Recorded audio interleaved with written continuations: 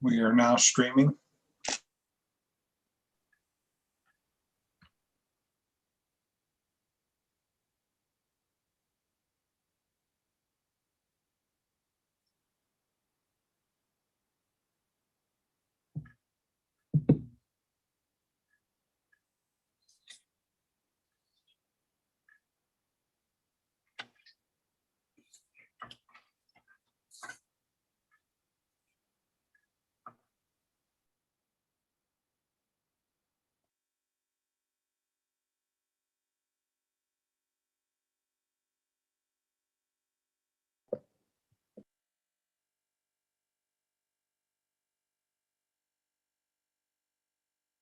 Mr. Miller, after the pledge, are you able to share the board agenda for the public?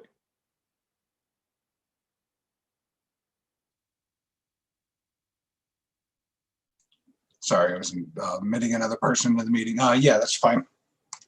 Thank you. Yeah.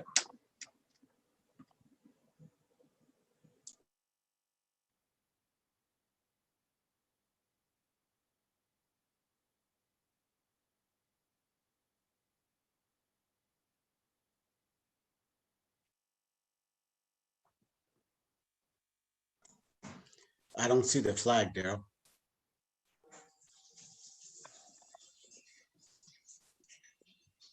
There it is.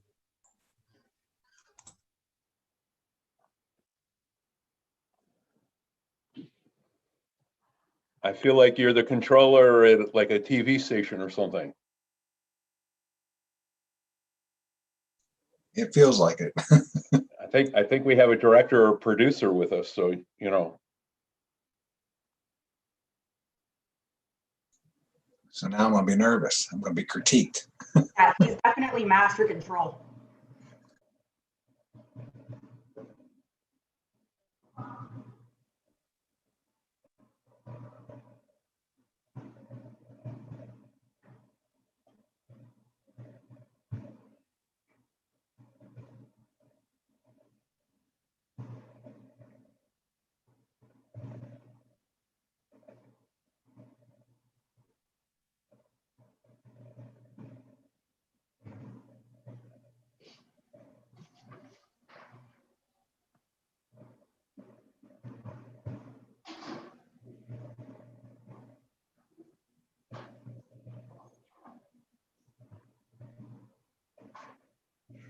Well, I have 7 o'clock, so if everyone's ready, we can call this meeting to order.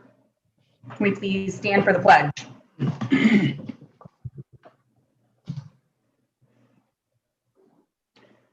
I pledge allegiance to the flag of the United States of America and to the republic for which it stands, one one nation, nation, under under God, God, indivisible, indivisible, with liberty, justice for with all. liberty and justice for all.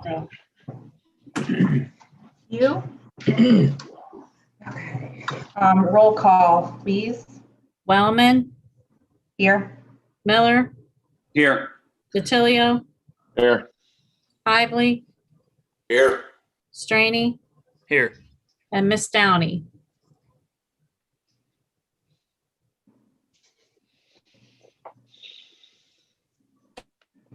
Okay. Well, first on the agenda is public participation. Missy DuVall is present to approach the board. I wish I could see you. I don't know. There you are. Just to go over a couple of things regarding public participation. You are free to address the board with whatever you feel is necessary to convey. We typically limit the time to 5 minutes. Out of respect for the board's time, we try and stay as on point with that as we can. I'm certainly not going to cut you off mid-sentence or mid-point. So as long as the directive is constructive and professional and productive, you can finish your statement. So you are free to address with whatever you would like to say. Hi, everyone. Most of you know who I am. Some of you don't. My name is Melissa DuVall. I have 4 kids within the Crestview School District, 2 that are in 10th grade, a 7th grader, and a 3rd grader. Before I go any further, I just want to mention that aside from a few handful of other people, I haven't discussed this with anybody else. So I'm sure as Dr. Miller can attest and understand that HIPAA is just as important as FERPA. So confidentiality among students and patients is necessary. On January 22nd, I was called for an IEP meeting for my daughter, Camden. I was told that she has drastically fallen behind. She is not meeting benchmarks based on her IEP. Remote learning is not beneficial for her, and she's struggling. Not even 2 hours later, I get a call from administration saying my daughter's quarantined. She has not been symptomatic. There was no further discussion to say what type of exposure she had, for how long, just that she was quarantined for the next 14 days, 10 days if I brought back a negative COVID test. Keeping in mind, COVID was in my house in November, so she was well within her 90-day immunity period. Also, she was asymptomatic. She didn't have a stuffy nose, a runny nose, nothing, not the mildest of symptoms to most severe. She was completely asymptomatic. I sent her to school based on CDC guidelines that following Monday. I was immediately called within 5 minutes, being told to come pick up my daughter. She was quarantined. She was not permitted on school grounds. I cited CDC guidelines. I showed them, I gave proof. She was still asymptomatic at that time. When I refused to pick her up, I was threatened with law enforcement on more than one occasion by the superintendent. For no reason. There is no law. These are guidelines. They are simply there to guide us, and I did not break any guidelines. I asked him to provide that information to me in writing, and I was on a conference call with 2 other administration members at the same time. After repeating that request multiple times, he hung up on me. Hung up on me. The superintendent of our school district blatantly hung up on me. Later, asked me to come in and discuss this further with him. I walked in and I discussed it along with another admin that was in the room. Still not getting anywhere. He threatened me with law enforcement again. Is there anybody that can tell me what law I broke? There's not. There was no law that was broke. So we have how many school districts in Columbiana County? 13. Okay. I called 13 school districts today. All but 2, 3 if you count Crestview, are in person 5 days a week. There is no remote. Why is Crestview not back in? Why are we following guidelines that are obsolete? They are not federal guidelines. They are not state guidelines. They're not CDC guidelines that Crestview is following. They're allowing the Columbiana County Health Department to make these guidelines up as they go. They're using stringent guidelines that are obsolete. The prevalence of COVID among adolescents is very minimal. Transmission rates in school has proven to be very minimal. And yet we're going to continue to quarantine these kids for unnecessary reasons, therefore putting their academics further behind. This was the argument that I went to Mr. Manley with. Not only that, but the psychological damage and turmoil that these kids are going through. Suicide attempts and ideations are up by 25%. ER visits due to mental health and pediatric patients are up by 25%. I shared a link not that long ago on my Facebook page. There was a school district out in Las Vegas, 19 adolescent suicides, the youngest being 9 in 3rd grade. When is that going to hit home in our school district? How many kids have we lost to COVID in our school district? 0. There is a much higher possibility for us to lose a child to suicide, substance abuse, physical abuse, sexual abuse, neglect, all of that, than there is for any of our kids to be harmed during COVID. With the alternate argument being, we're worried about our staff, which I can respect and I totally understand. Being a healthcare provider myself, I'm an essential employee. Educators are essential employees.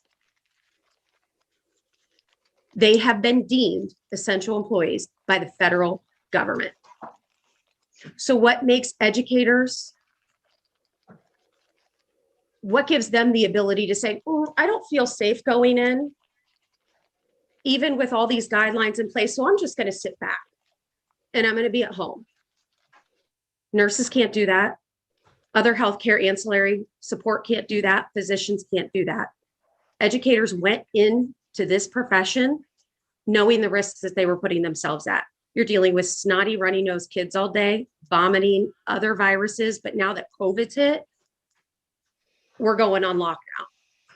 It is no more transmissible than any other virus when proper precautions are taken. When are we coming back 5 days a week in person, all day, 7 hours a day? Every week, we're slating our kids 11 hours of education. 11 hours, because remote Fridays, let's just face it, is a big joke. So when are we going to stop looking at certain individuals' agenda and look at the entire community? This is affecting every child from senior down to preschool. Not only the child, it's affecting the home life. If you guys think that there's no abuse or drugs or any of that in our community, you're wrong. I grew up in this community. I graduated from Crestview a long, long time ago, but still, it was there then, and it was just brushed under the rug. It was ignored. We'll just sweep it under the rug so no one knows about it, because Crestview is this perfect little community. When's that going to stop? These kids need back in school now. And 5 days a week, 7 hours a day. I had an elementary school teacher tell me, I'm not going to waste my time recording a video for 2 hours for kids that weren't able to attend remotely to review my lesson. I spend 4 hours a day, I think they said I spend 3 hours a day with 90% attendance in my remote classes. Why would I spend 2 hours a day recording videos for those kids that aren't able to attend at 12:30 in the afternoon? Waste 2 hours of his time to make videos. Last time I checked, the school day is 7 hours. If you get an hour lunch, it's 6 hours. He still had plenty of hours left in the day in order to record these videos. But he quoted it as a waste of time. When I sent this to the principal of that building about a month ago, I still have yet to get a response. Mrs. DuVall, I'm going to give you 1 more minute. These kids need to be back.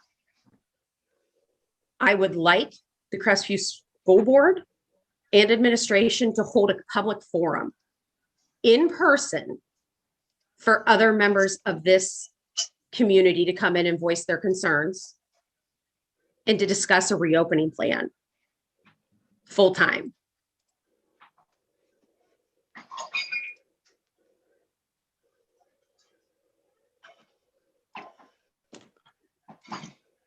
Thank you. Thank you. I would say that I personally believe that there are a lot of your concerns that are incredibly valid. You're right about one thing most important. The ones who have suffered the most through all of this are our kids. And certainly your concerns, warrant a conversation and see where we go from here. So I appreciate your willingness to come forward. I know that it takes a lot of courage and it's not easy to get in front of the board and administration and voice your concerns. So I know that you must have felt strongly about where you were at to be willing to do that. So I think that does warrant a conversation beyond that. I'm definitely not the only community member that feels this way. There are multiple other family members that either just don't like the public or the Zoom forum. That's why I'm asking for a public forum. So they'll come and speak. If it needs to be broken down to educators who are comfortable teaching in person and who are not, then it needs to be broken up that way. But the kids who want to be in person and who need to be in person need to be back in there now. Thank you for your time. Thank you. I appreciate you coming forward. Charlene, that's it for public participation? Yes, that was the only person who emailed to sign up.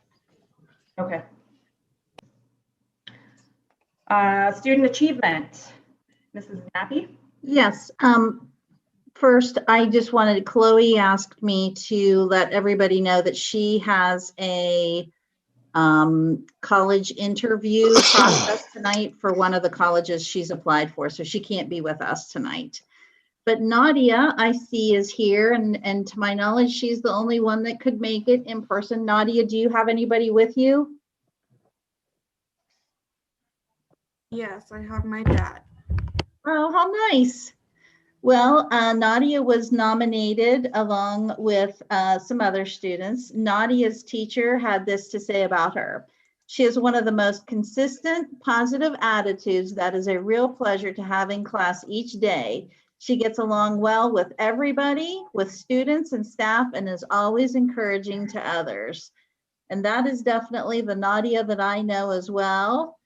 And congratulations to you, and kudos to your parents and your family, and thank you for being with us. Thank you. We'll get your picture tomorrow if you are available. Okay. Thank you.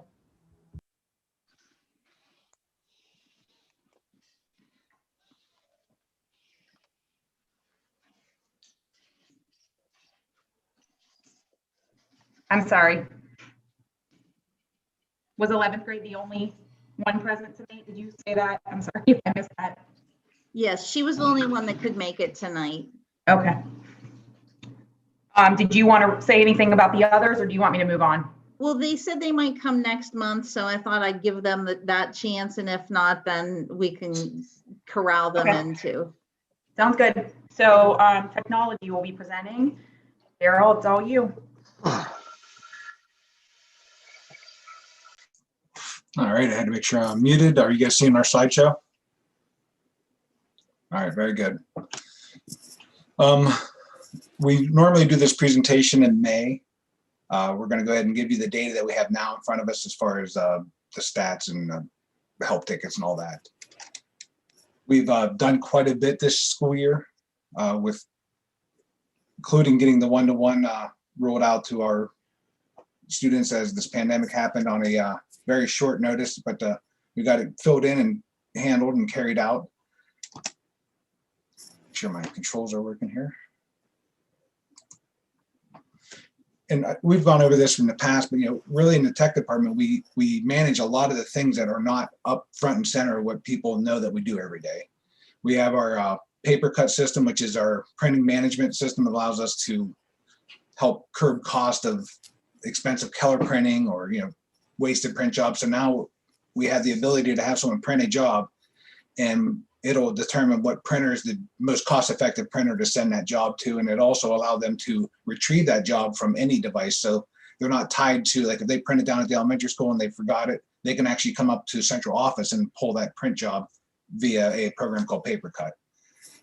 It's been very helpful to also track some just having that data and that ability to see where we can help teachers streamline their ability to scan and digitize some of their existing work. So it allows us to do a scanning ability right to their Google Drive, and that way it can be put right into Google Classroom now.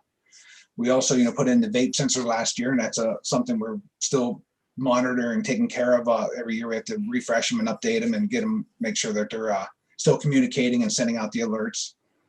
We also added thermal cameras on top of our expansion of our security cameras, and those have been, pretty useful as far as not having to sit there and individually scan the temperatures as people enter the building. It can do 30, 40 people at a time, and if there's one that hits hot, it'll ding us, and or if somebody likes to carry their coffee up around their head, it'll also tell us about that too.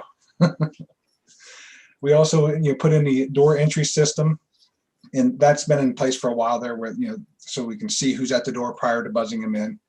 And a lot of these systems will improve as we move into our new building, but these are the systems we have in place now, so we're trying to maintain them for the next however long to get us to the new building. So we're really trying to just maintain those features that we have. We put the Zoom room in, and that was in a small space, and with the pandemic and the quarantine guidelines, we had to move the Zoom room onto a mobile cart, which is come in handy, and it had some added benefits to it. So it is now, we use it for our architectural meetings and some other state meetings and stuff like that. We still are operating a securely filter for our students that and staff that keeps us SIPA compliant, so we're not exposing kids to things that unwillingly don't want to see. That being said, where there's a will, there's a way. If people want around the filter, unfortunately, there's where there's a will, there's a way. We still run a domain server, and we still have quite a few Windows devices, and we've added an immense amount of Chrome devices. So we have to maintain both those worlds now. We're maintaining a domain server and a Chrome, what they call the ADM management of that also. And with that being said, we also had to incorporate another program called Cloud Ready, which this allowed us to take some of our older Windows devices and turn them to Chromebooks. And that's what allowed us to meet the need of the pandemic and having a computer in every student's hand.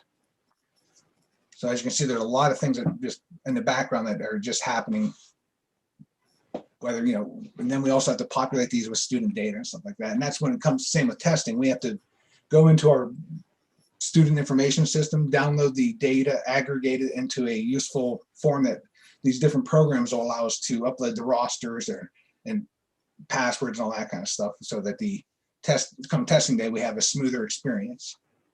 And there again, that's a lot of things that happen in the background that come testing day, when we're successful, it's great, but when it's not successful, that's when you'll hear the beating of the drums and people calling for heads. But so far, we've never had that experience. We've had a statewide outage, but that was beyond us. But so we've been very fortunate with our preparation and being ready for testing days. We also help set up for kindergarten registration, making sure that those computers are ready, because we've moved to OneView and allowing those stations to be up and ready and helping monitor that, as that is becoming more fluid as our staff and secretaries are getting much more versed in OneView. We also have to, our CCP and ESC populace has grown a lot. It used to be 3 or 4 kids, and I think it's now 30 some kids that we have to do a little special tweaking for their computers to allow them to participate in their college side of things, but also still be SIPA compliant when they're in our building. So that adds some extra challenge that we hadn't seen on a larger scale.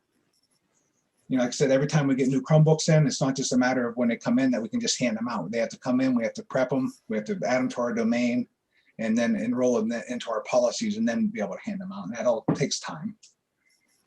We attempt to refresh and touch every device every summer. Last year we handed them out. We didn't get them back because of with the pandemic. We just wanted them to keep it because we didn't know how that was going to look.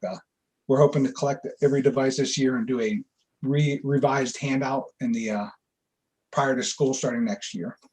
And that's going to be because we're realigning. We've come to the point now where we'll have a true one-to-one situation, and students probably 3 to 12 will have take-home devices.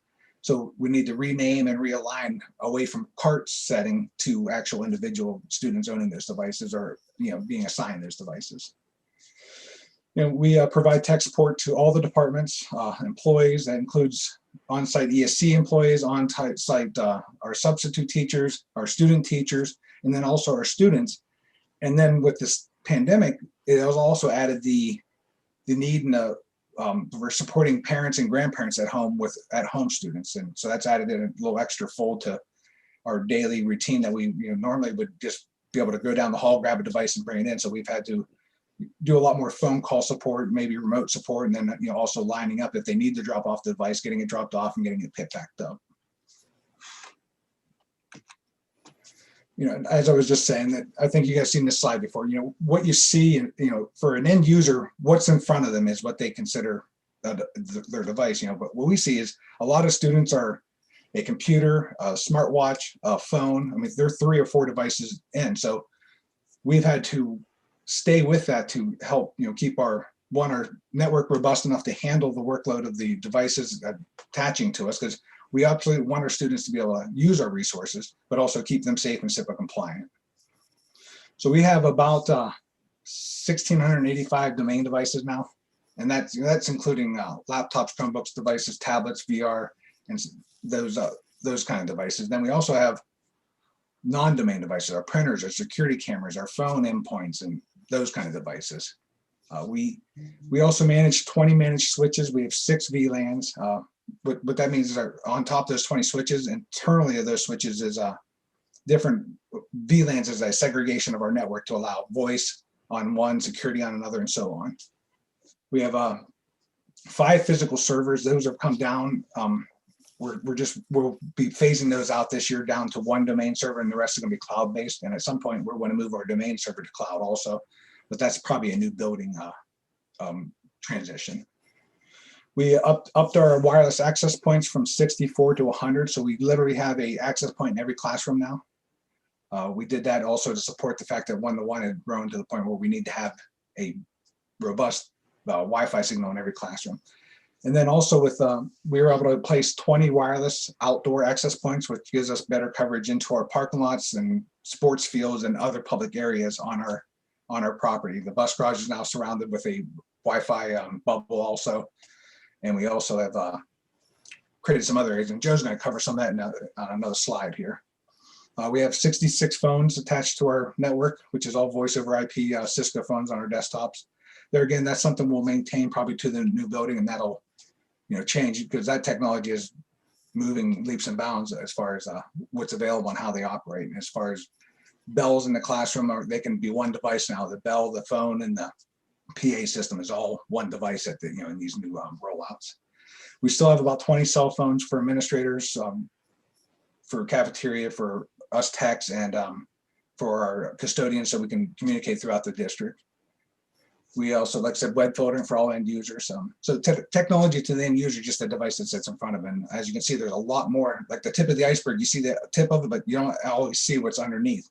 So every day when a person comes in and logs into their computer, the amount that takes to make that accomplish every day is, it's a daunting task some days. But because we're also dealing with where we live, varying power supplies and power sources coming in, and one leg going down, causing those issues. And we're also connected to a much wider network that's called Access. And when they have an outage, it affects us also. And so it's just an always, you know, when we're troubleshooting, where's the issue and where we're chasing it to.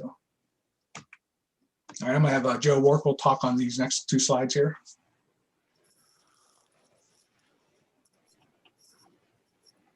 Good evening. Can you hear me? Yeah, just talk about our wireless. If I quickly look back to the school year 2010, 2011, we had 64 indoor access points.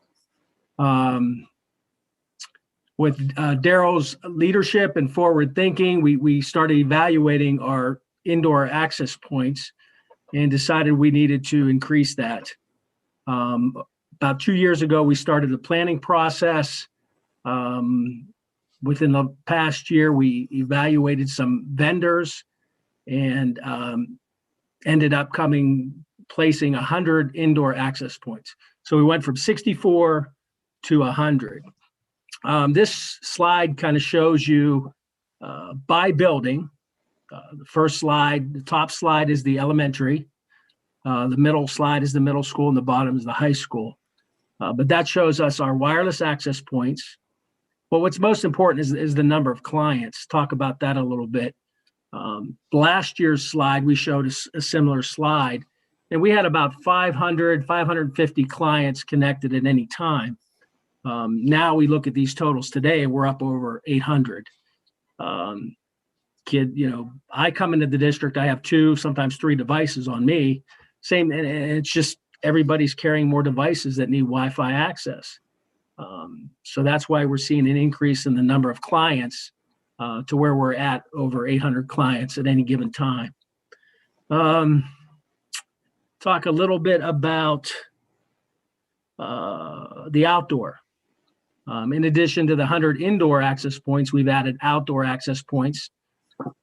We went with a company called Aruba. Aruba had been the company that we had chosen 10 years ago, and we felt that they served us well. So even though we evaluated other vendors, we ended up sticking with Aruba. These devices are weatherproof. They are omnidirectional, which means that they will broadcast 360 degrees signal from one of these devices. So you'll probably see some of these devices outside on the outside of the building, and that's part of our public Wi-Fi. Just want to mention about funding for these devices. It's a combination of a federal program called E-Rate. So we use federal dollars from E-Rate, as well as an Ohio broadband grant to fund this.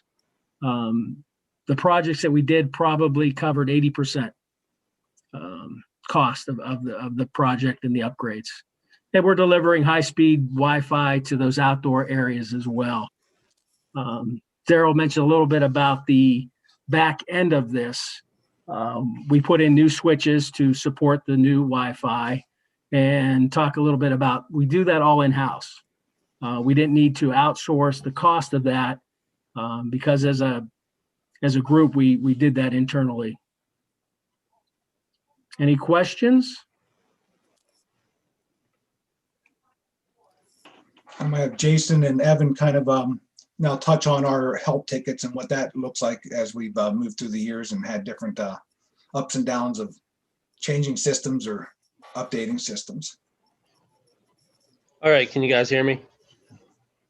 Good, all right. So the graph that's in front of you right now, we had something similar last year. I just added on 2021. The big difference that I do want you guys to realize is last year for 2020, we had 912 help tickets, and that was in May. We are at the beginning of February, and we are at 890, actually, not 885. So as you can see, we are probably on pace to really pass that by the end of the school year. And obviously, a lot of that is because of the situation that we're in with, broadening more one-to-one and dealing more with remote and stuff like that. So yeah, so you can see we're definitely on pace. We've handled quite a bit so far. If you look at this graph here, this pie chart just kind of breaks down our help tickets as, as you can see here, they're all color coded. So you have the high school, the middle school, staff, students, and the CES. As we can see, probably over the next couple of years, this will probably start leveling out a little bit more just because we have more devices in the middle school, obviously more devices in the elementary school. So I'm sure that we're going to probably see the help tickets probably even out a little bit more per building. Just something that we can look at over the years. But yeah, that's where we're at right now. In our help tickets for this year, we have received, like I said, 885. When I did this slide, it's actually at 890. I just put these figures in this morning, so it grew obviously a little bit over the day. And then we also have a help ticket email that we still keep active.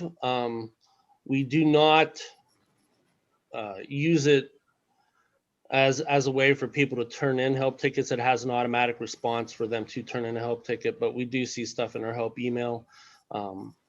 So we have roughly around 200 of those that have come in so far.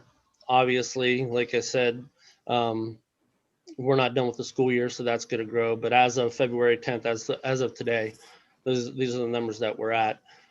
The stuff that we cover, obviously we cover each school building, the PAC, the bus, the board office, our web and social media stuff. But we also threw in there parents. We are fielding a lot more phone calls. And it's not I mean, some of it's students, but a lot of it is just the parent or guardian or grandparent, whatever. So we're making phone calls back to the home to talk to the parents and things like that, trying to walk them through whatever situation that they're having with the computer or something at home, and then coming to the determination on if they need to bring it in or not. And in our day, I mean, it goes from something as simple as unblocking a website or getting a password to tearing apart a computer all the way down to the motherboard and changing out a motherboard, putting it back in. I mean, I'm sure you guys are aware of this by now, but we take care of probably, if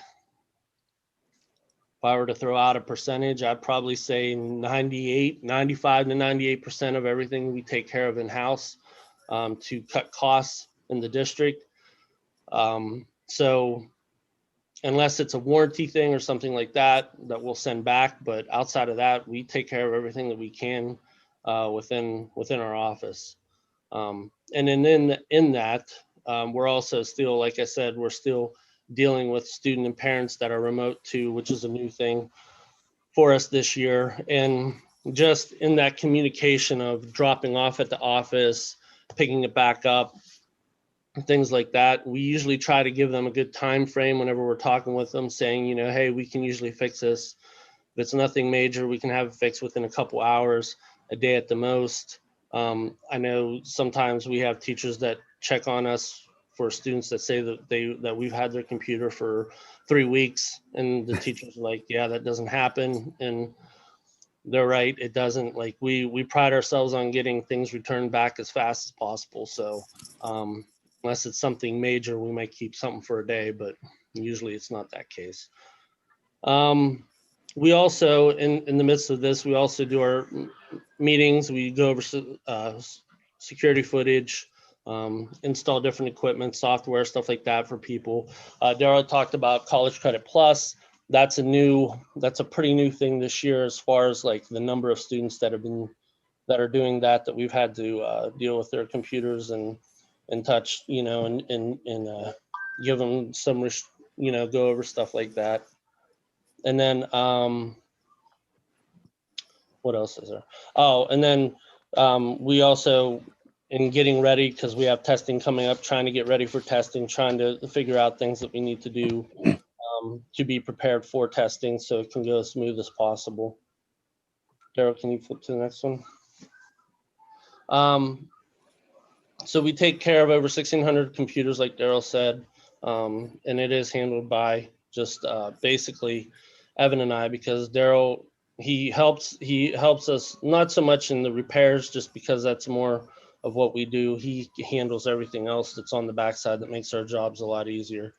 I could spend the rest of the evening telling you what Darryl does, and it probably still wouldn't cover it. So, so we try to, get to everybody as fast as we can. Like I said, having a shorter school day has definitely been interesting this year, because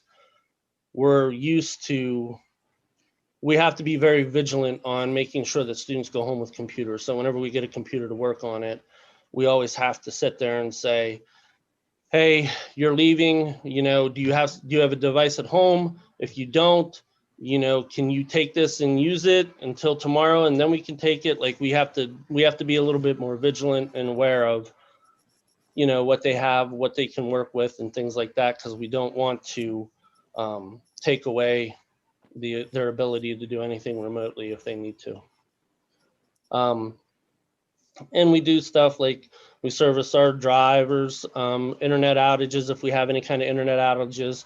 I've noticed also this year that we have to have a conversation with people at home about their internet a little bit more, and make people aware of how internet at home works, how your providers work.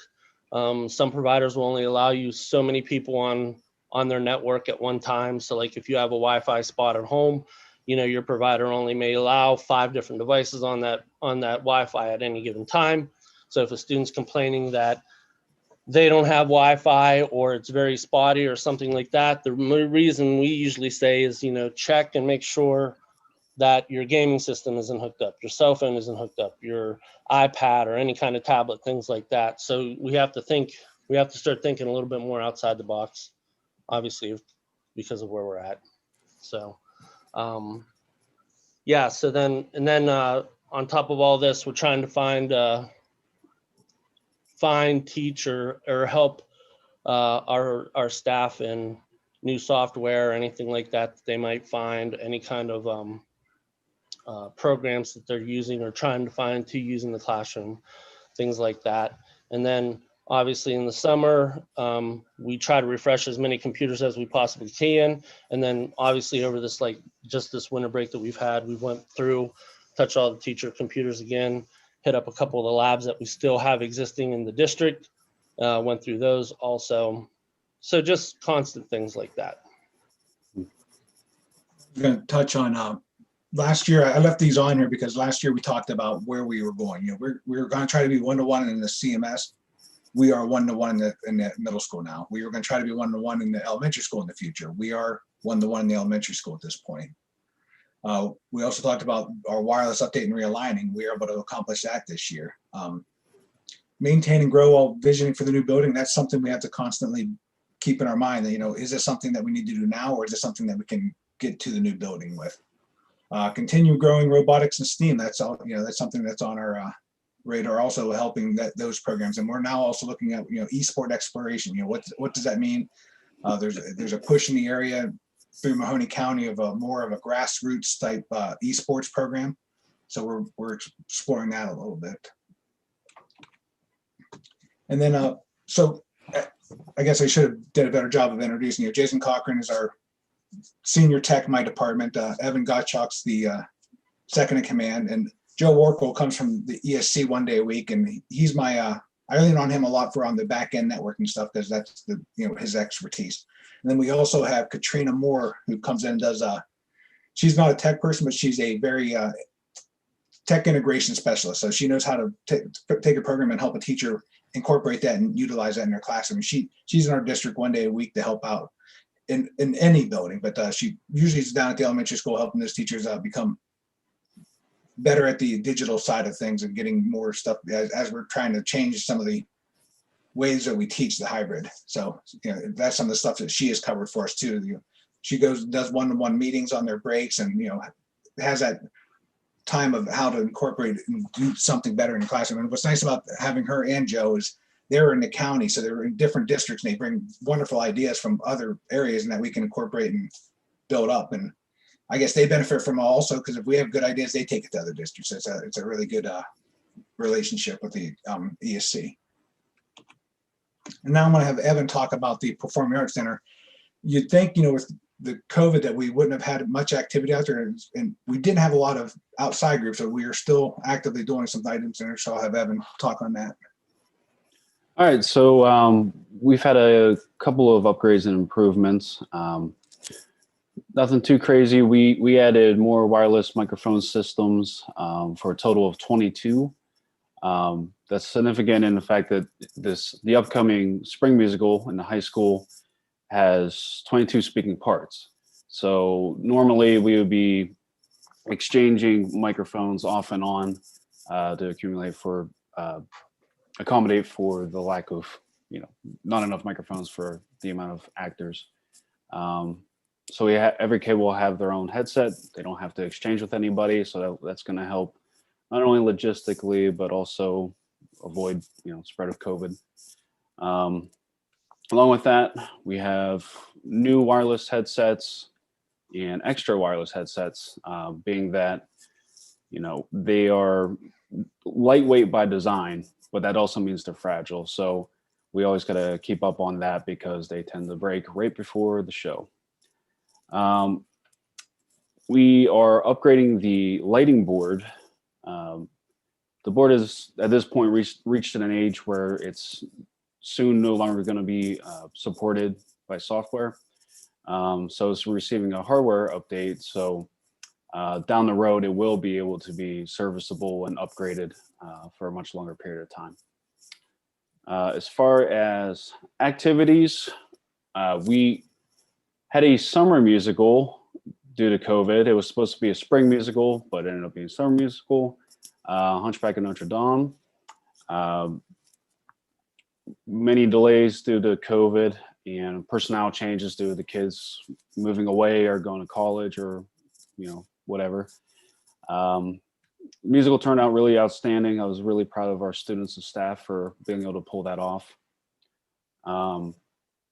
Veterans Day, we had a Veterans Day performance, which was recorded in-house. I believe maybe for the first time, I'm not sure, in-house recording. I did the recording, the editing, mixing, mastering, and Mrs. Nappy took care of the video, pictures, and putting together a slideshow, which was then posted on our website to be viewed by the people that couldn't attend.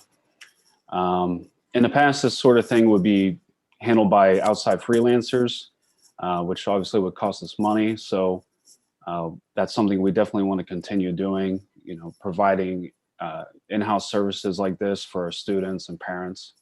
They want to either review their performances or, folks that can't attend.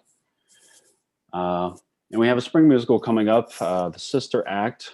And like I said, all the kids will have their own microphones, so that would be convenient. And of course, all of our end of the year ceremonies and events and that sort of thing. Things to come, we actually just discussed today, the PAC is going to be opening back up for third-party performances and events this summer with revised agreements to accommodate for COVID guidelines. Basically, they're going to have to submit what their guidelines are going to be and what they're going to abide by. And that's going to have to be sent off to Mr. Manley and then sent off to be approved by the state health department at least 1 to 2 months in advance. Aside from that, I know last year a PAC website was mentioned, but however, this was mainly for third-party folks, not so much internal. We all know what the PAC is at this point internally. This is more for advertising to get more things such as dance studios, maybe even concerts and presenters. So pages like general info, booking, contact info, making it easy to get to, quick to find, photos and an event calendar, so they kind of see what dates are available. And archival recordings for parents and students, I already kind of touched on that. We started with the Veterans Day performance this year, and that will be a continuing thing that I want to get going with. And we are discussing a 5-year plan for the PAC.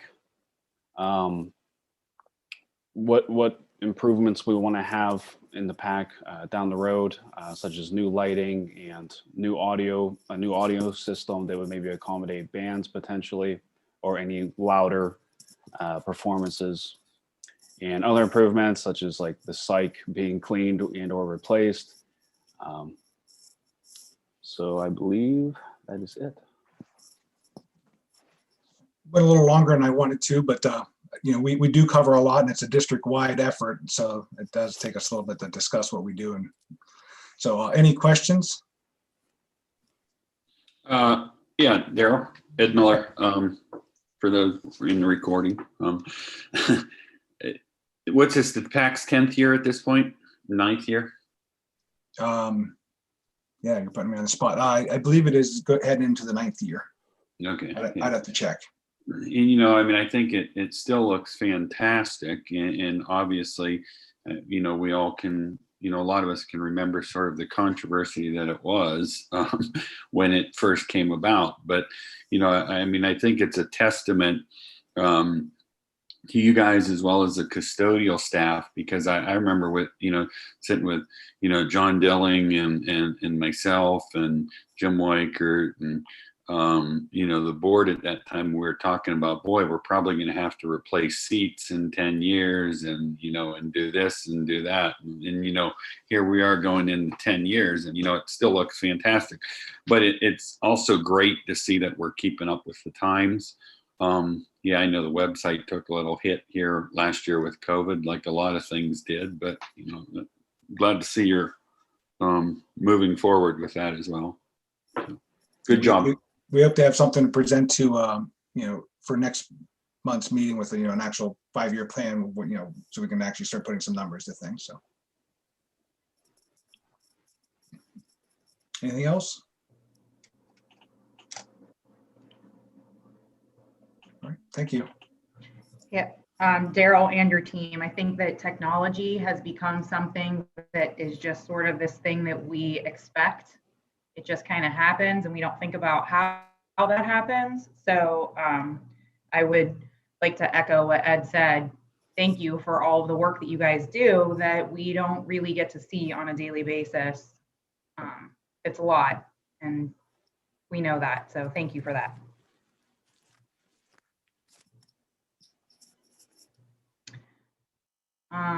Anybody else have any comments or questions? Okay, thanks, guys. So moving on to the consent agenda. You have before you a copy of the items considered for tonight's consent agenda. Would any board member wish to remove any item to be considered separately? Yes, Madam President, can I have item number 8 under superintendent's request considered separately, please?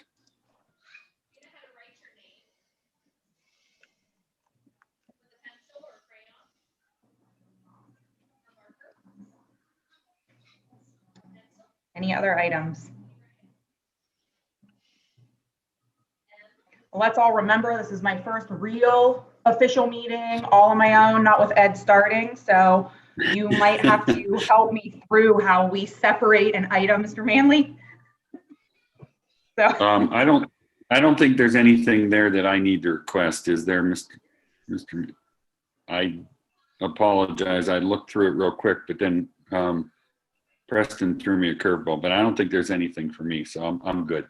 There's nothing for that. Item number 8, the only item I think we would need to consider separately would be Tristan Reynolds, CHS junior varsity baseball coach.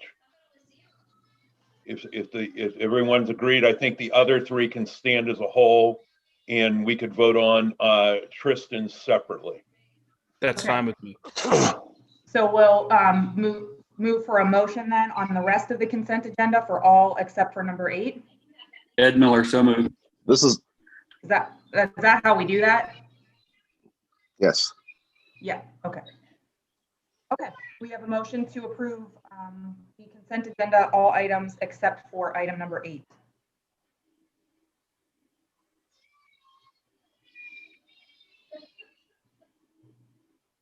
I think Ed already made the motion. Oh, he did. Oh, okay. Do we have a second? This is Doug. I'll second. Any discussion? Roll call, please. Lively, Yes. Straney, Yes. DiTilio, Yes. Miller, Yes. and Wellman. Yes. Item number 8 to be considered separate. The board approved the pupil activity contracts to the following non-teaching personnel. They're listed there in front of you. For the 2021 school year as per salary schedule for the assigned designated pursuant ORC 3313.53, all required reports are on file. Do we have a motion to approve item number 8? Madam President, can we're going to need to group 3 of those if you can. Mr. Miller, will you pull that back up, please, number 8?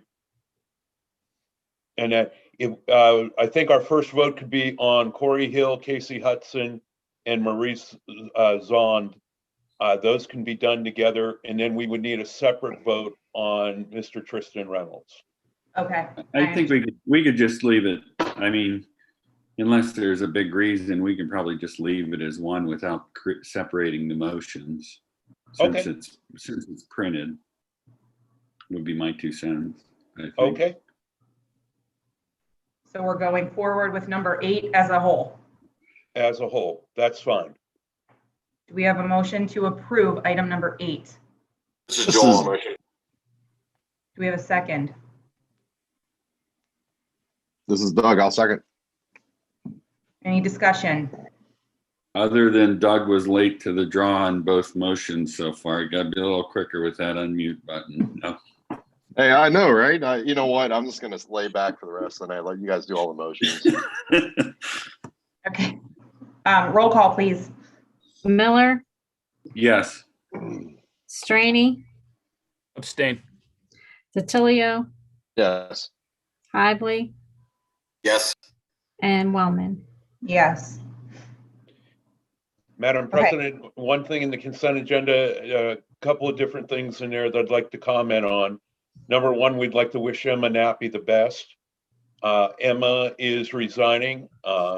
She came to us right out of college, been a great addition to our school system, very positive, very welcoming, very kind, and a very hard worker. Like anything, she is looking at future goals and pursuing where she'd like to be down the road. So she got her experience training with us, and she's moving onward and upward, and to do that. And I think it's a good statement to say that you'd rather have a great employee for a short time than someone who was mediocre for a while. Emma was that person coming in who's a great employee, and she's ready to advance in her career. So we thank her. Also, you'll notice on there was a young lady, Alexis Gates, that we hired to be an intervention tutor. She has been hired full-time by another school district for the remainder of the year. So that is why she's resigning. It's not that she didn't want to be here, but she again is a full-time teaching position. So thank you, and sorry to throw that in there. No, that's okay. Good luck to the both of them. And I apologize too for the chaos of that consent agenda. No, that is my fault. I needed to separate one item and did not do it. So I try to catch that monthly, and that one just needed to be separated. So thank you. No problem. Next, the treasurer's request not included in the consent agenda. Item number 1, I'd like to request the board approve the financial reports and investments as prepared and presented. Do we have a motion to approve? This is Preston, so moved. And a second? This is Joel. I'll second. Any discussion? Roll call? DiTilio, Yes. Miller, Yes. Hively, Yes. Straney, Yes. and Wellman. Yes. Item number 2, request the board approve the agreement for voice services for fiscal year 21-22 with Access. Do we have a motion to approve? Ed Miller, so moved. And a second? This is Joel. I'll second. Any discussion? This item and the next item are both items that we are eligible to file for E-rate.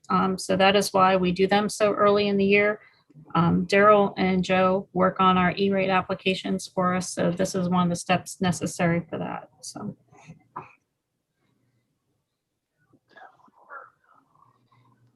Any other discussion?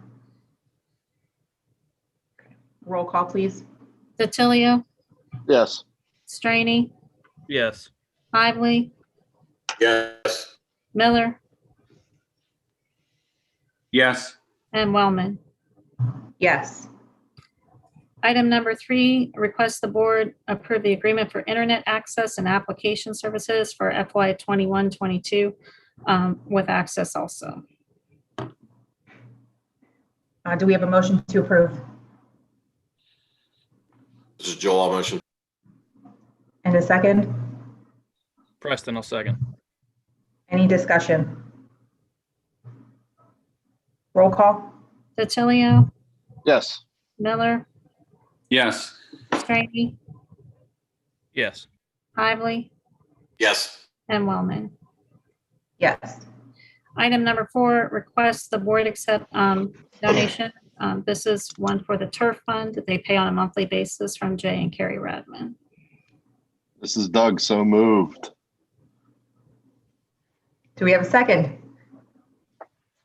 Preston, I'll second. Any discussion? Roll call. Lively, Yes. Miller, Yes. Straney, Yes. DiTilio, Yes. and Wellman. Yes. Just one other quick thing, just a comment. We're going to meet tomorrow to kind of look at possibly doing a different system for our board agendas and documents. Looking forward to looking into that. We're having a web meeting with that tomorrow. Mr. Manley, myself, a couple of you, and Daryl, I believe, are all joining in. So kind of maybe see if we can maybe do some upgrades. So that's all I have. Is that with regards to what we post online? Yes. Okay. Yep. Insurance committee will be really excited about that. Ed, I'm going to get you one of these days. You should make Ed show up just to make up for insurance. Okay, board reports, Career Center report would be Mr. Wellman via me. The last meeting they had was really just organizational, so there's not really anything to report, but I would like to give a public shout out to my husband, who is the new president of the Career Center board as well. So congratulations to him. Student Achievement Liaison Report, Mr. Hively. Yeah, I'd like to read a little bit about how COVID-19 is changing school discipline. Before March of 2020, inequitable school discipline practices were a major concern for advocates and educators alike. There was a real discipline crisis for students with disabilities and students of color, says Wendy Tucker, the Senior Director of Policy for the National Center of Special Education and Charter Schools. According to the U.S. Department of Education's Civil Rights Data Collection, students with disabilities served under the Individuals with Disabilities Education Act make up 13% of the nation's total enrolled student population, but they represented the majority of students who were physically strained and secluded in 2017 and 18. While K through 12 schools overall have decreased the use of out-of-school suspensions, Black learners and students with disabilities remain twice as likely as their peers to be suspended, according to the Child Trends Analysis of federal data from 2011 to 2016. But like many other areas of education, long-standing school discipline practices were impacted by the coronavirus pandemic. Remote settings have made traditional disciplinary measures more challenging, while more punitive measures are being taken despite current remote or hybrid learning methods. Tucker said that disturbing discipline events have occurred. There was an incident in October when a 9-year-old Louisiana student was almost expelled after a teacher reported seeing a gun in the child's bedroom. Likewise, there are reports of students who acted up during a Zoom session and were dismissed into a breakout room as a substitute for in-school suspension. Teachers, Tucker said, are also muting microphones or turning off students' cameras. While that makes sense when you see a teacher struggling with 26 students on video, it remains a removal of that child from the educational environment and the data that needs to be collected. Not everyone supports using these types of punitive approaches. Many educators say the pandemic and resulting social isolation, stress, and other negative implications on mental health have led to an uptick in social emotional awareness. Students across the nation have made a concerted effort to leverage their time and resources to check in with students, ensuring their physical and mental health needs were met. Thank you.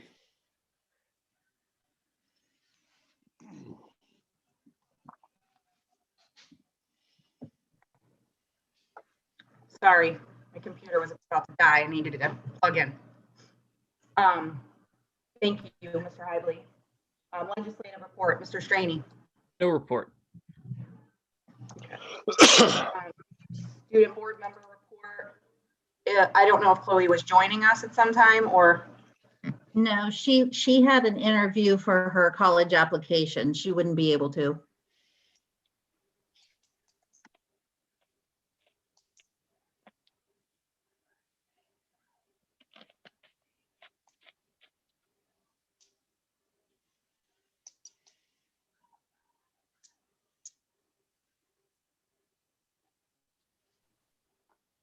I think we lost Missy.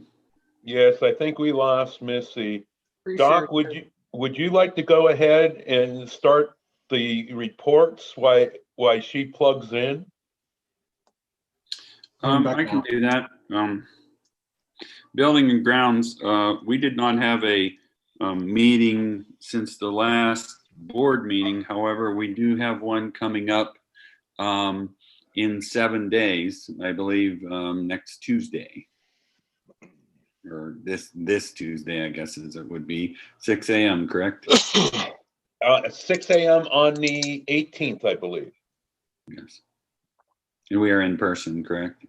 We are in person, and joining us will be Mr. Miller and Mr. Radman, Annette, and we'll be talking about those 5-year plans. So to do that. Very good. Mrs. Wellman? Another reason why we need to be in person. I thought I got there in time. I did not. I died. Okay. That's all right. Thank We're you for- we're on athletic council report if you call for that one. Okay, Mr. DiTilio. I don't have a report, but I would like to have a shout out to the administration, Paul, and all the coaches. I'll be honest with you, I didn't. I don't think a lot of us thought that we'd be having a lot of these sports, and I know just in the junior high, some of the games got moved around, and just trying to keep up with that, and what they've done has been pretty awesome. So shout out to all the coaches and Paul and his team. But I think this the winter sports so far has gone very smoothly from what I can see. I'm sure some people would disagree, but from my perspective, you guys have done a great job. But I have no report.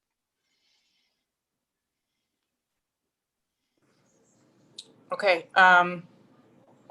Personnel, Dr. Miller. Okay. On the athletics, the ladies soccer team is 3-1 in the off-season program so far, with wins over Fitch, Boardman, Newton Falls, and only lost to Mooney by 1 in the last minute. So that's pretty exciting. Nice. So in any event, since we didn't have a building and grounds, we had 2 personnel meetings.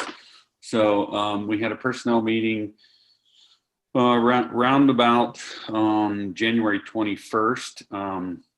Mr. Pancake had discussed some new plans and initiatives he has in store for the elementary school. And we discussed that. We then had another personnel meeting on February 4th. At that one, we talked about multiple issues. We talked about the treasurer's assistant. We talked about elementary music. We talked about summer school. We talked about some other things. A lot of our discussion is sort of going to be was sort of a preview of coming attractions kind of thing, so to speak, with the management goals meeting coming up in March.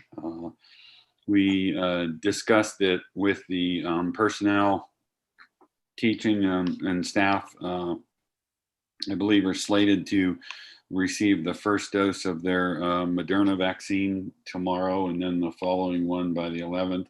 So I think our plan is to try to return to in-person meetings in March. And those are basically everything we covered in those 2 personnel meetings. Okay. Thank you. Finance and audit, Mr. DiTilio. No report. Policy, Mr. DiTilio. No report. Communications, Mr. DiTilio. No report. Although I think we got some meetings coming up in the next week or so. Insurance, Dr. Miller. No report. But you're going to that board docs meeting, so we're going to take care of you. Yeah, you guys, if I don't make it there at the beginning, just go ahead and start without me. Business advisory, Mr. Hadley. Yeah, we had a meeting a few weeks ago. I was only available for the first half of it. Representative Ginter was on the call talking about his new responsibilities and his new role as the Speaker Pro Temp. And the big item on his to-do list is getting ready to tackle the budget. It's not going to be an easy task this year. And then that was all I caught. Missy and Matt, if you have anything to share after I had to get off the call. I don't. I think the meeting was centered around that anyway through the duration. Yeah, that's all I have. Mr. Manley, did you want to add anything about that?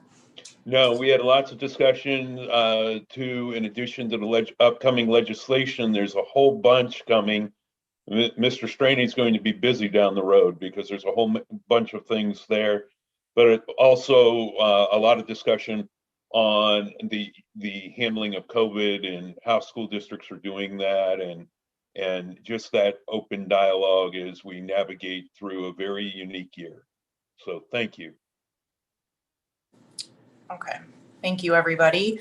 Administrative reports, elementary school, Mr. Pancake. Hi, this is Mrs. Gilbert. Mr. Pancake and I combined reports this month, so I'll just share a few highlights from both of ours. Kindergarten and preschool registration will be on Friday, March 26th at the elementary school from 8 to 3. Students in second grade will begin the Iowa and the COGAT testing March 1st through March 4th, and online students will be given the option to attend on Friday, March 5th and March 12th in order to complete the testing.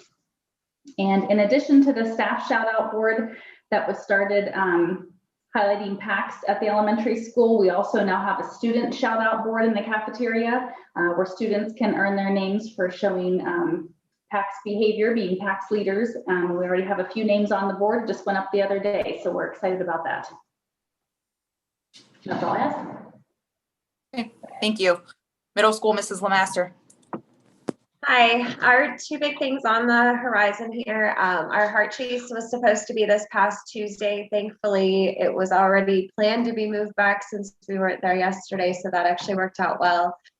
So we're looking at the last Thursday of the month in conjunction with the American Heart Association to raise money for them, and the kids always have a great time. So Mrs. Stewart and I are working with our student council kids to get socially distanced activities to where the kids can still take part in it and have fun, but do so safely. And then we're in the process of every Friday, our 8th grade students are doing some virtual career days. I apologize for the noise here, but we have speakers recording different career options to talk to the kids about. They're watching a new video weekly and just doing some career exploration as they're getting ready for the high school. So that's all I have. Thank you. Happy birthday, Charlie. Happy birthday, Charlie. Thank you. High school, Mrs. Nappy, can you top that? I don't have anybody with a birthday here. I'm sorry. Other than what's on my report, just a couple things that have actually come up in the past literally 24 hours. We just got notified that the testing windows are extended this spring, so that may change how we lay out some things, because if it gives us more time in the classroom, that's awesome. AP tests, they have 3 options this year. We're looking at those with our AP teachers, Mr. Long and Mr. Kimple. Last year, the only option was to take it online, because if you recall, everything was shut down in May and it was not an ideal situation. One thing that is this month that's not on my report, February 24th, Michelle Fitzsimmons is coming out from the Career Center to talk to our sophomores about their opportunities for the Career Center. Because of COVID, they are structuring how visits occur. So we're looking at the best way to handle that, because they're only taking groups of smaller groups at a time to look at the different programs. Daryl alluded to an esports class that we are looking to put in the high school for next year. So there's a lot of positive things that are pretty exciting for our kids academically. And I'm really proud of our staff, and definitely the technology, how they're getting everything going. I'm just, everything's moving along very, very well. And one last thing, if you didn't get a chance to see it live in person, We did the NHS in the gym with the video capability, the live streaming, and I heard a lot of positive things from people who couldn't attend, and that was a nice thing to have available.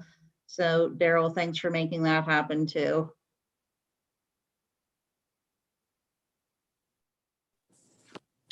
Okay, thank you. Mrs. Gilbert, we already heard from Mr. Cusick, I believe, is in Brookfield this evening, so he's not here. Lunchroom, I did not see Jackie. I don't think she's present. If anybody seen her? No.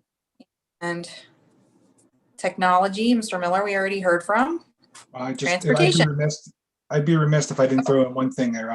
Everything I talked about couldn't be done without our administration staff and our supervisors. I mean, we work, everyone comes together to make that happen when I talk about, so it's not just an I department type thing. I mean, Rich and I work well together, Jay and I and the building principals, we all, none of that, all that stuff doesn't happen without a front office, big picture view. So I just want to say thank you to everyone. Okay, thank you, Mr. Miller. Transportation, Mr. Burbick. Yeah, I'd like to go over some of the most important stuff ever is the fuel prices. I know everybody looks forward to that every month. It went up about 17 cents from last month. But in relationship to this time last year, it's only increased a little under 3 cents per gallon from what it cost last year. So we're not too far out of where we were. Some of the biggest news is last January, we started the process of purchasing a new bus to help upgrade our fleet. Finally, in March, it got ordered. All kinds of setbacks due to COVID, slowed down the production, slowed down the delivery. Well, we finally got to take possession of that new bus at the beginning of January. It's a beautiful 2021 C2 safety liner, Thomas built bus. We give that one to Mrs. Whitaker, and we put her old bus 8 into the Career Center midday preschool route. But what's really good about this new purchase of this bus is that the state actually stepped up and helped with the purchase price of it. I'm not sure how they come up with the total number. It had to do with our index for 2019, I believe. But they paid for a little over 50% of the cost of the new bus, which really alleviated the pressure from the burden from the taxpayers. So that's what's really nice about being able to get this. There was an article in School Fleet magazine that the average age of a bus is 16 years old, and the average age of a complete fleet is right around 9 years old. The Ohio School Board Association published an article where the average age of an Ohio school bus is 10 years. But if you live in Northern Ohio, the Rust Belt, with all the salt, you can expect about 8 years. With this upgrade to our fleet, I think our average is just over 8 years old. So we went from over about 9.5 years to 8 years with this one purchase. So our fleet's looking pretty good compared to the average age throughout the state of Ohio.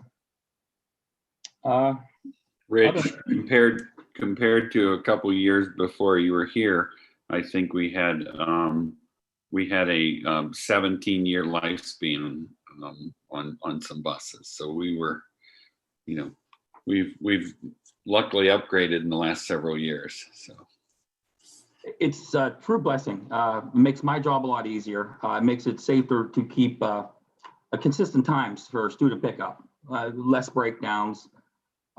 It's important. It's important to keep it up. I'd like to keep the buses at least 15 years. I think that we can get that out of our buses. We're pushing 20 years by the time we're trading them in. So we're real close. We're real close to being where we need to be right now. The only other news is the Ohio State Patrol will be out tomorrow to do a spot inspection. So we'll see how good our buses are really maintained. Hopefully it goes well. Any questions? Thank you. Thanks. Maintenance, Mr. Radman.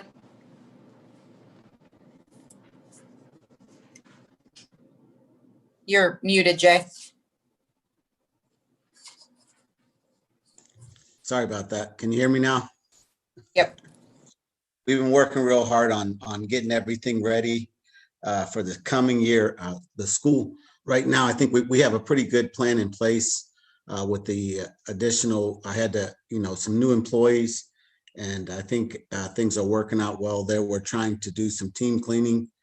I think it's important that we make sure that, I know a lot of people were looking at, well, we're not going to do certain things because we're going to move into a new building, but we want to keep our building as clean as possible for all of our students, and for those, especially seniors and juniors. So looking forward to improving on some things moving into the new building on team cleaning. As far as moving I have quotes and stuff for our report when we have our buildings and grounds meeting, where we're going to move things and pricing on things like that. Me and Daryl actually, this is another thing he has done. We've been researching and trying to figure out what we could use to help our school system to where we didn't have too many different things. And I believe we came up with a good plan.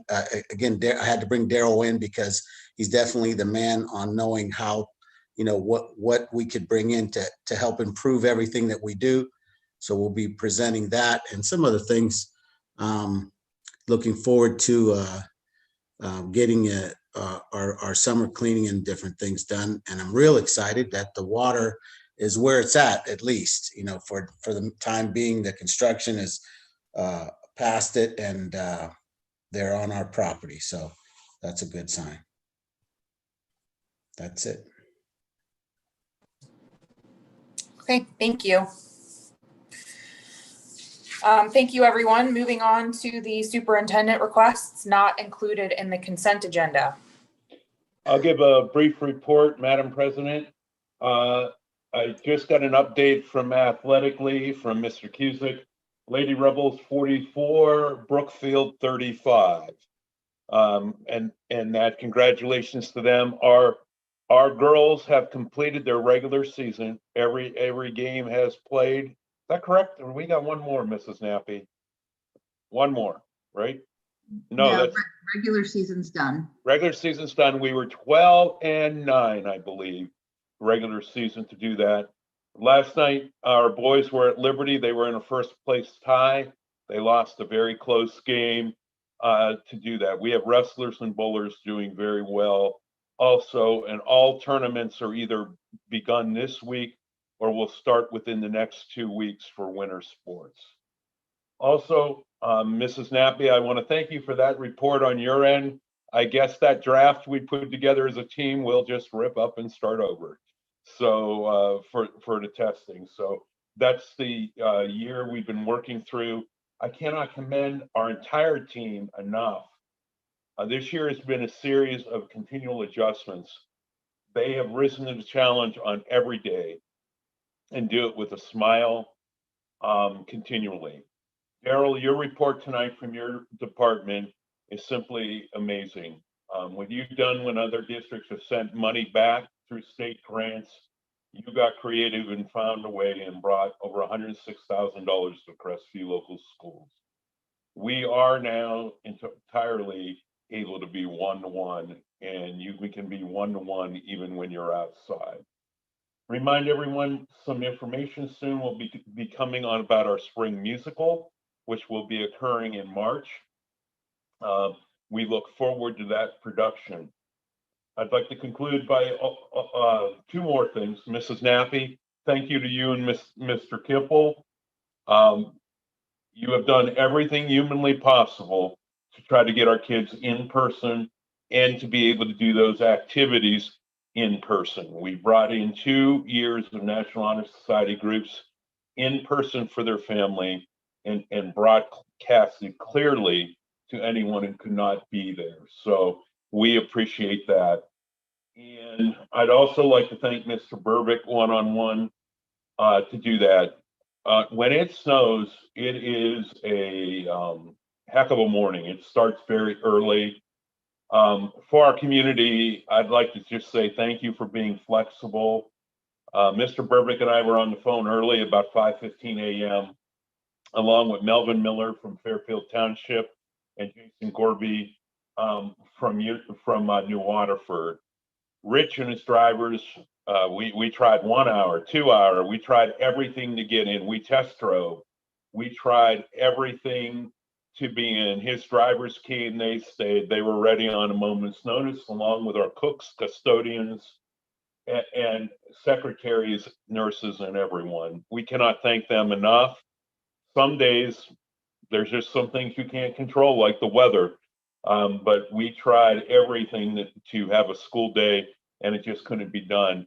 What I know, though, is when I talk to our folks, the bottom line is safety comes first. And like Rich on that day, you know, as much as we wanted to be in, we couldn't be in because we have buses that were in jeopardy and young student drivers. So I appreciate everyone taking their job as seriously as they do and as passionately as they do and with the care they do. Those decisions are done for the right reasons to do that. And it's not always easy making those. I'm grateful to have the team in front of you to be able to make good, sound decisions and that we try to reach consensus together. And I'm greatly appreciative of them. So, Madam President, now ready to move forward with our last two items this evening. We're very grateful. The health department has provided stipends for our nurses, it is for our nurses and our administrators. That money is going to stay with the nurses for now. The health department, I have been there on weekends, not I, but we, our staff weekends, Thanksgiving Day, working through quarantine and isolation processes with the health department. That money will be put into supplementals and that for our two nurses and for additional supplies we need to service our kids. So item number 1, recommend that the board approve the memorandum of understanding number 9 with CEA of the 18 to 21 negotiated agreement. That would provide a one-time stipend to our nurse in that bargaining unit of $2,500. Do we have a motion to approve? This is Preston. So moved. Preston first. Do we have a second?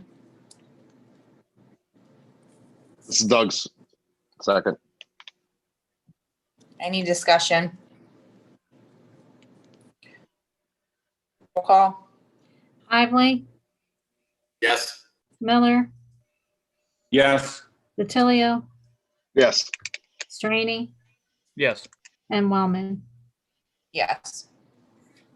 And item number 2 is a duplicate, only with our other bargaining unit. We have one nurse in CEA, one nurse in OPC. Our elementary nurse is in OPC, and that it is for the same thing to equally share in those supplies and stipend. Cannot thank them for all their work. The amount of hours they have put in this school year, and that it has been amazing. And I know this evening they're preparing, getting everything ready for vaccination day for our staff tomorrow. So thank you. So we recommend item number 2, recommend that the board approve the memorandum of understanding with OPC. Ed Miller, so moved. Do we have a second? This is Joel, I'll second. Any discussion? Roll call. DiTilio, Yes. Straney, Yes. Lively, Yes. Miller, Yes. and Wellman. Yes. I just want to say really quickly that this virus circumstance that everyone has been enduring is something completely and utterly unforeseen. So I don't want to slight the administrators who have put in a great deal of time tracing and phone calling and taking care of that as well. So thank you to them as well.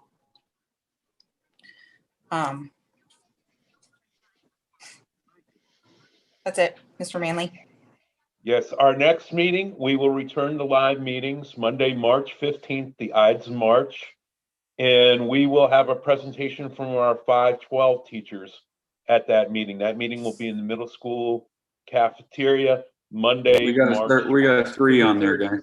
Yeah, there's a Yeah, I third was one gonna say, under you superintendent you request. have a number 3 here, did that get removed? Oh, I'm sorry. I thank you. Gosh, I think I unplugged myself, Mrs. Wellman. Item number 3. Join my hot mess tonight. I'm just trying to figure this whole thing out, so it's fine. That's all right. Me too. We're learning together. Item number 3, recommend that the board authorize the superintendent and treasurer to advertise for ELP utility infrastructure project. Basically, that means to go for bid for utilities as we move forward towards the building project. Okay, do we have a motion to approve? This is Joel. So moved. In a second, Preston, second. any discussion? Roll call. DiTilio, Yes. Miller, Yes. Straney, Yes. Hively, Yes. and Wellman. Yes.